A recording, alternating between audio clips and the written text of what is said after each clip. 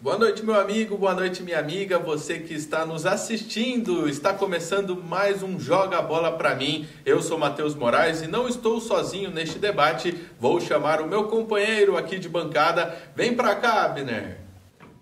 Boa noite, Matheus, tudo bem? Boa noite, Boa noite, Thiago. pessoal que está nos assistindo. Hoje o tema que nós vamos falar é sobre esportes, mais especificamente o futebol.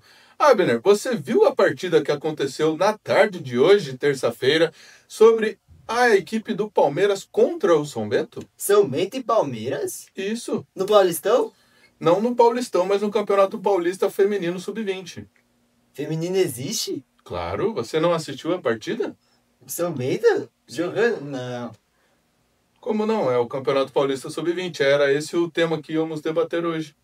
Ai, você me pegou, né, Matheus? Faz o favor. Você viu o que acabou de acontecer? O nosso convidado, ele não soube explicar sobre o futebol feminino. E olha o quanto isso pode ser prejudicial à nossa sociedade. O futebol feminino que conquistou títulos importantes para o Brasil, que teve jogadoras renomadas igual o futebol masculino e não tem a valorização necessária.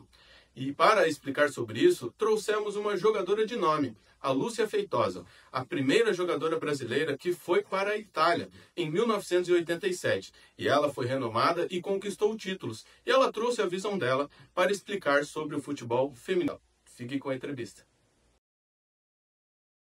Você falou, não tinha nem o que comer, não tinha nem um chocolate para comer, entendeu? Não tinha o que a gente comia era para dividir com o time inteiro.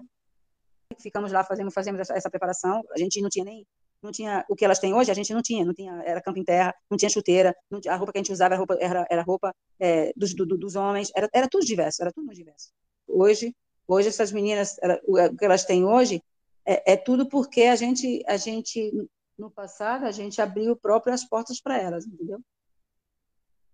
Então, ser a pioneira, eu sou orgulhosa hoje porque sou pioneira, porque quando eu iniciei sem precisar de ter alguma coisa em volta. Porque se tu faz uma coisa pensando em ter em volta, tudo dá errado. Como eu falei para você, o primeiro clube que eu tive aqui na Itália, que foi o Tranero Bicapavù, que a gente ia jogar, era mais de 15, 20 mil pessoas ver.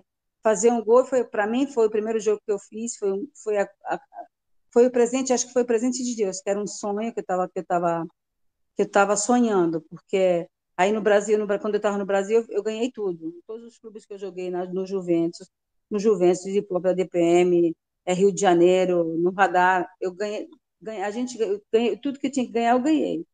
E chegar aqui na Europa, ser considerada também uma das melhores jogadoras aqui do campeonato do primeiro ano, para mim isso foi uma honra, para mim foi como eu vou falar para você, foi um presente de Deus, bota assim, foi um presente de Deus, porque realmente, quando eu cheguei aqui, tinha muitas estrangeiras muito fortes, que jogavam muito, entendeu?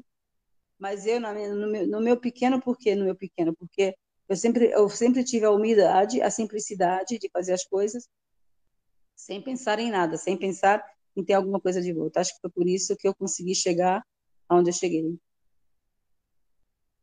E a Itália para mim, ela praticamente me recebeu de coração aberto e foi difícil, porque eu não sabia nada, não entendia nada, era difícil para mim no início aqui na Itália. Mas, com o decorrer do ano, eu vi que praticamente era um país onde eu podia dar tanto também no futebol. Porque no Brasil eu tinha dado já tudo. Tudo, tudo, tudo. Todos os clubes que eu joguei. E aqui eu tinha tanto ainda a dar porque eu tinha que demonstrar para mim mesmo, não para os outros, para mim mesmo, as minhas capacidades, porque era um campeonato muito mais difícil, era um campeonato muito mais agressivo, era um campeonato muito mais longo, entendeu?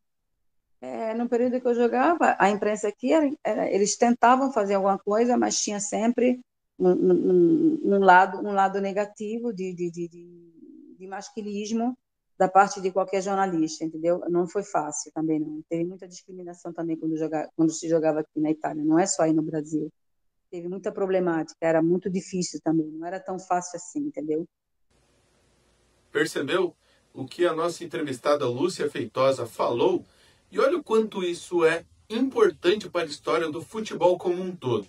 Ela foi em 1987 para a Itália, onde a época era totalmente diferente do que é agora, neste ano de 2025, onde o futebol não tinha tantas emissoras que faziam a veiculação e a transmissão das partidas. Hoje, tem muito mais cabine e muitas formas para que as jogadoras possam mostrar o seu talento. E a Lúcia mostrou lá atrás, com a sua força, dedicação e coragem para ir para cima atrás do seu sonho. E conquistou toda essa história que merece muita visibilidade. E o futebol feminino tende a crescer cada dia mais, mas precisa da valorização que ele merece.